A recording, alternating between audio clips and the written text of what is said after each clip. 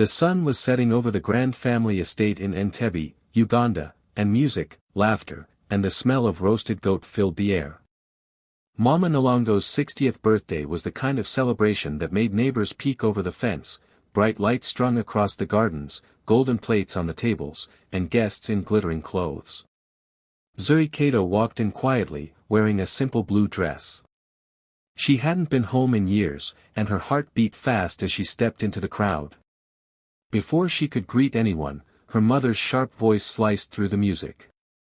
"People who bring nothing don't sit at the family table," Mama Nalongo said loudly enough for everyone to hear. The guests chuckled, some hiding their smiles behind wine glasses. Heat rushed to Zuri's cheeks. A waiter gently guided her away, past the laughter and clinking glasses, to a small corner table near the kitchen doors. From there, she watched her brothers and cousins raise toasts, their gold watches glinting in the light, while she sat alone with a glass of water. Every cheer and burst of laughter felt like another reminder of how far she'd been pushed away. She kept her face calm, but inside, something fierce began to burn. This wasn't just a party anymore, it was a battlefield. And though they didn't know it yet, Zuri wasn't here to fight for a seat at the table. She was about to take the whole table for herself. Years before that humiliating birthday, Zuri's life had fallen apart in a single evening. Her mother had called her into the sitting room, where the air smelled of expensive perfume and fresh roses. Mama Nalongo sat in her silk dress, smiling like she was about to give Zuri a gift. Instead, she announced that a wealthy, powerful politician wanted to marry her. He was twice Zuri's age, with a belly that strained against his suit and eyes that never seemed kind. "He will take care of you," her mother said. "And he will take care of us." Zuri shook her head. She had dreams of her own. She wanted to build a life with her own hands, not be bought like a piece of furniture. That night, her refusal turned the house cold. Her mother's smile vanished. Her brothers called her foolish. Her aunts whispered that she was ungrateful. By morning, her clothes were packed in a small bag and left at the gate. She walked away from the only home she had ever known, taking a bus to Mombasa with barely enough money for the ticket. The city greeted her with heat, noise, and strangers who didn't care who she was. She found work carrying heavy crates at the docks, her hands blistering and her back aching.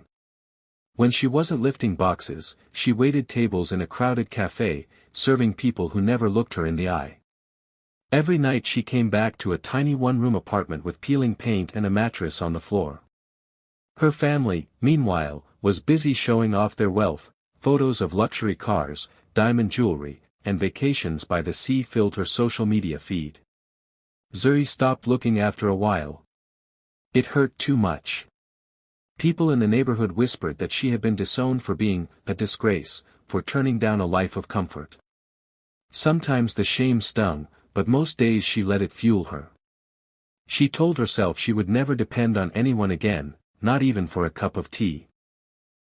The work was exhausting, but every coin she earned was a step toward her own future. She learned how goods moved in and out of the port, how to negotiate with truck drivers, and which routes were fastest. She listened more than she spoke, watching how deals were made. She saved every shilling she could, skipping meals when she had to. Slowly, the girl who had been thrown out like nothing began to grow into a woman who was learning everything. Her mother thought she had destroyed her. The family thought she had disappeared. But Zuri was still there, working in silence, planning in silence, and carrying in her heart a fire that no insult, no rejection, and no empty pocket could put out.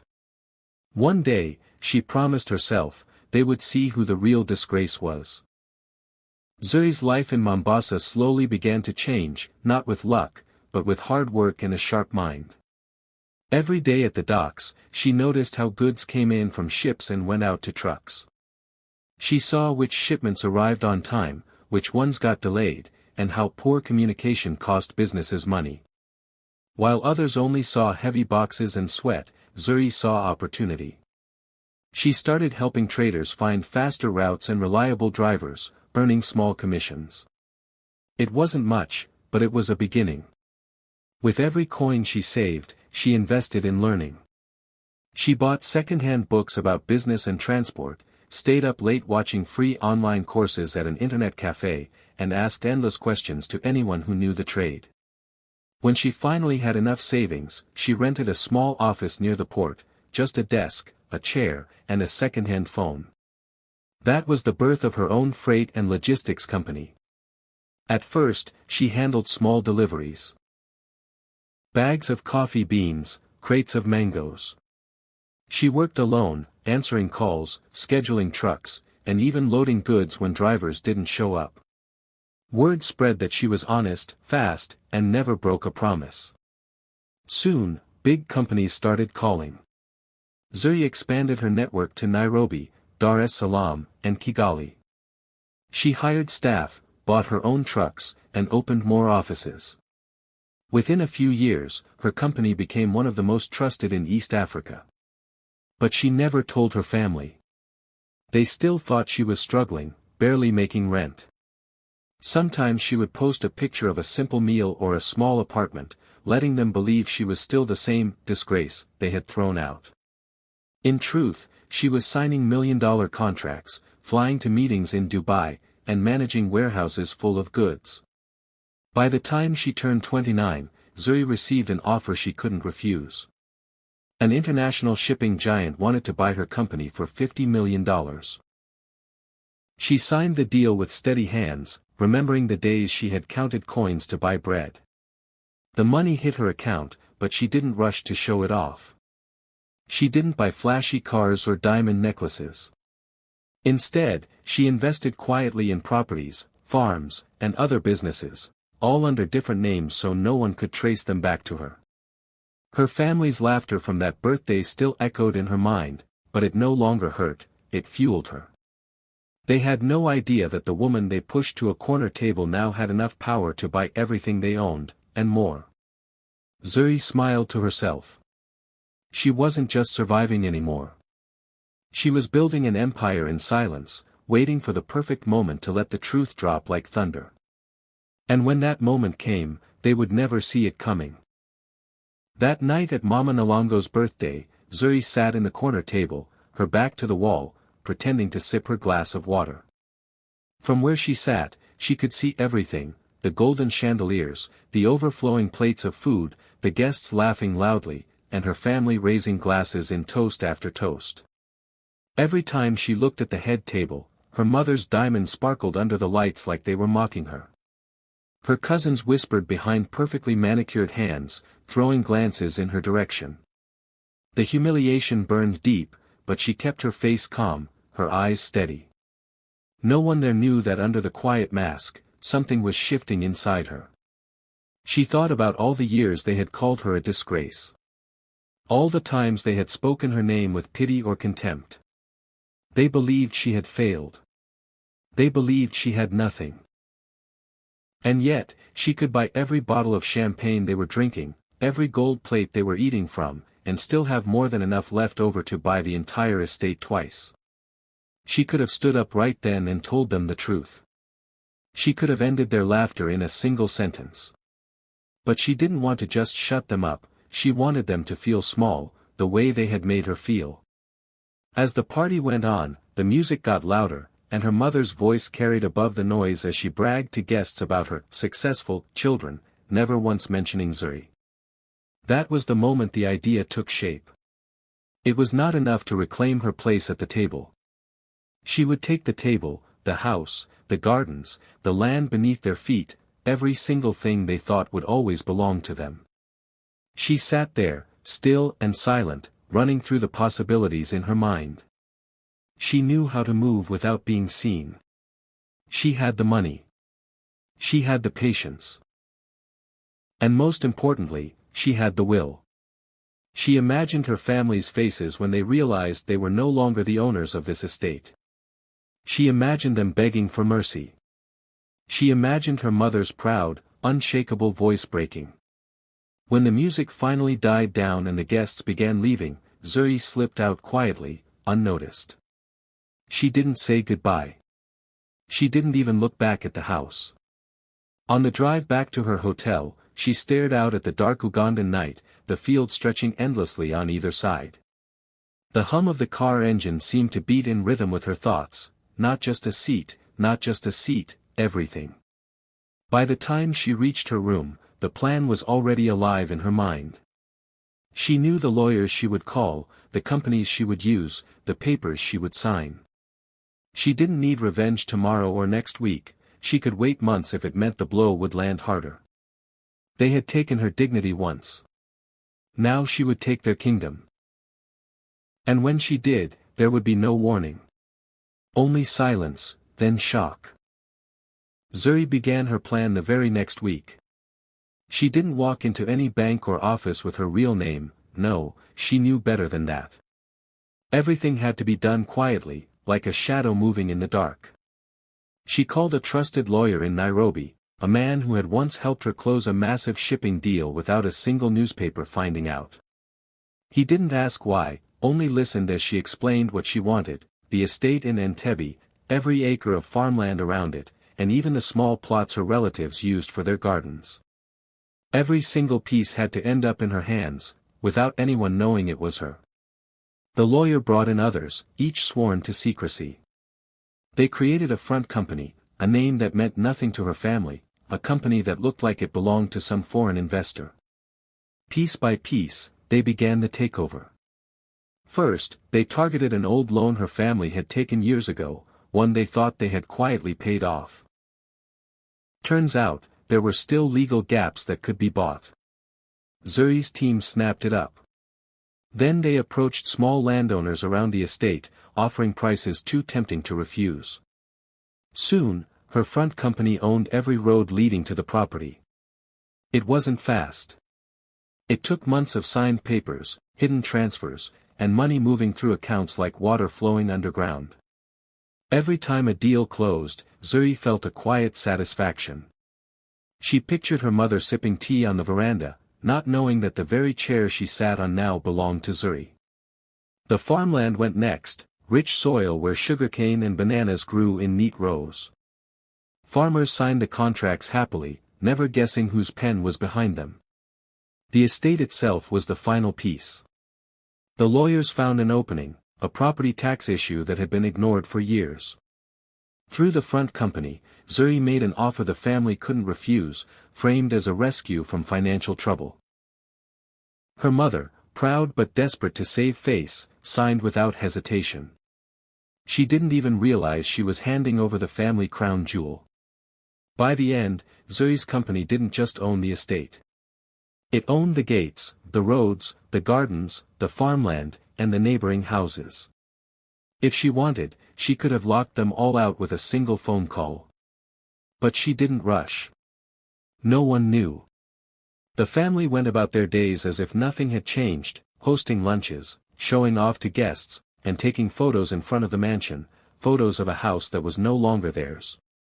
Zuri waited patiently. She let them live in their bubble, unaware that every brick, every tree, every path they walked on now answered to her.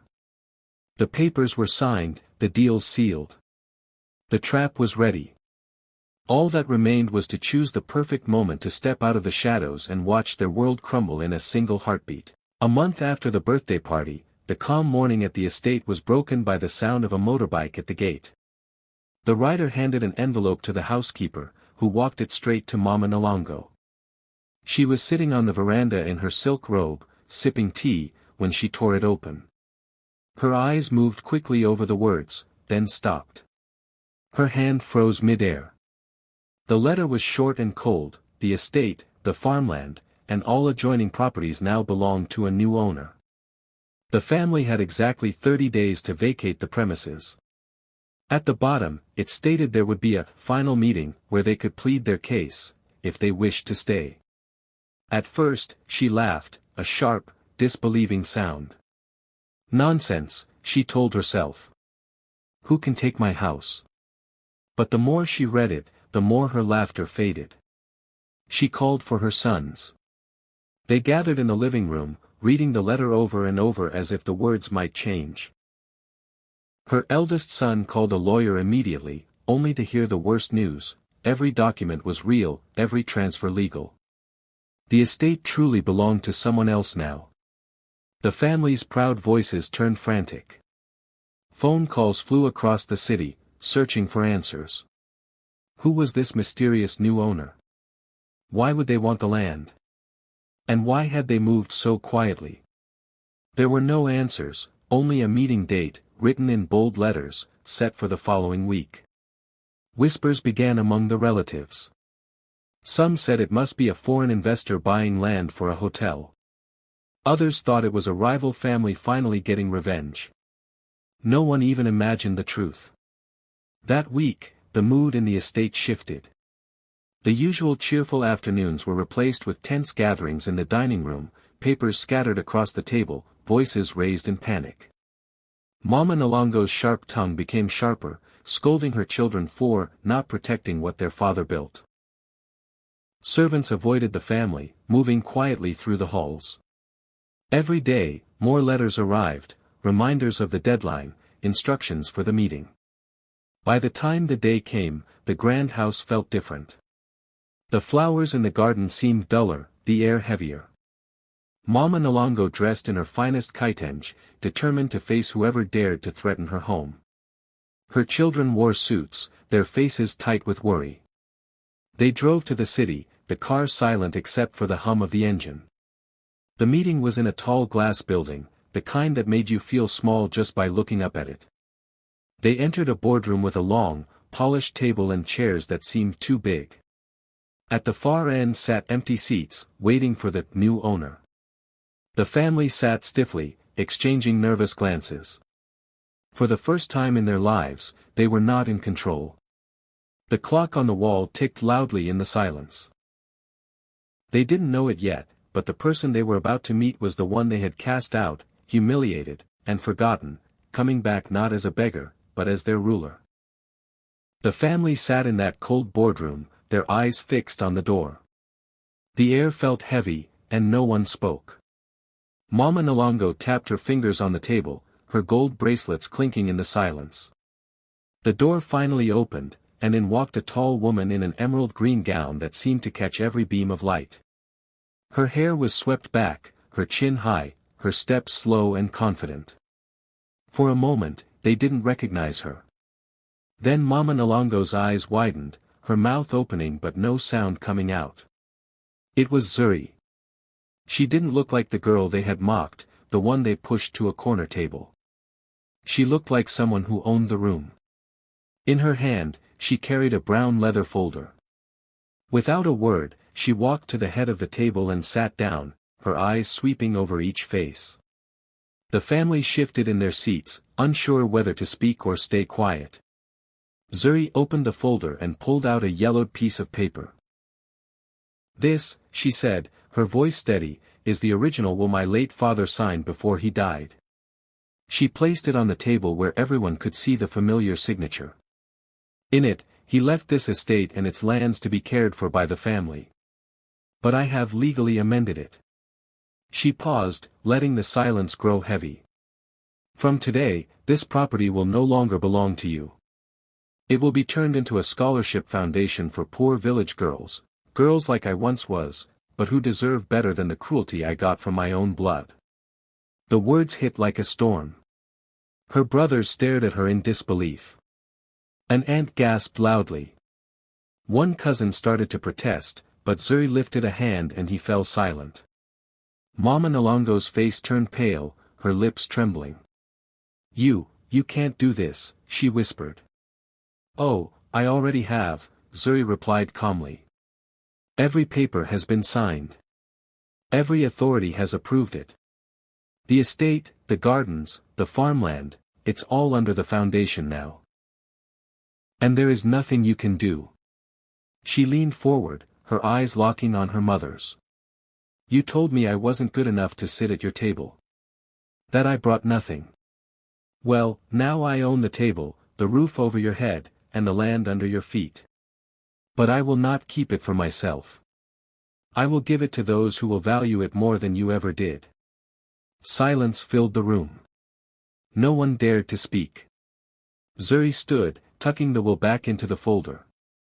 Her emerald gown swayed as she turned to leave, her heels clicking against the polished floor. Just before reaching the door, she glanced over her shoulder. "You have 29 days left," she said softly. Then she walked out, leaving them sitting in stunned silence, their empire gone, taken by the very woman they had once thrown away. The boardroom was silent except for the faint ticking of the clock. Papers lay scattered on the table, but no one dared touch them. Mama Nalongo sat frozen, her hands trembling in her lap, her eyes fixed on Zuri as if still trying to believe she was real. Zuri moved with slow confidence, pulling out the chair at the very head of the long table, the same kind of seat her mother once told her she wasn't worthy to take. She sat down, her emerald gown flowing around her, and rested her hands on the polished wood as if she had always belonged there. A waiter, arranged by her team, stepped into the room with a silver tray and placed a crystal glass of champagne before her. Zuri picked it up, her fingers steady, the golden liquid catching the light. Around her, the family stared in stunned silence, faces pale, mouths tight, eyes burning with a mix of shock and humiliation. She let the moment stretch, savoring the power of it, the delicious reversal of years of scorn. Then she raised her glass, her gaze fixed firmly on her mother. Her voice was calm, almost gentle, but it cut through the air like a blade. "You told me I was too poor to sit here," she said slowly, each word sharp and deliberate. "Now, I own the chair. I own the table. And I own the roof above your head." No one moved. No one spoke. Zuri took a slow sip of her drink, set the glass down, and rose to her feet. Without another word, she turned and walked away, her heels clicking against the marble floor. Behind her, the family sat in silence, their world shattered, left to choke on the taste of their own pride.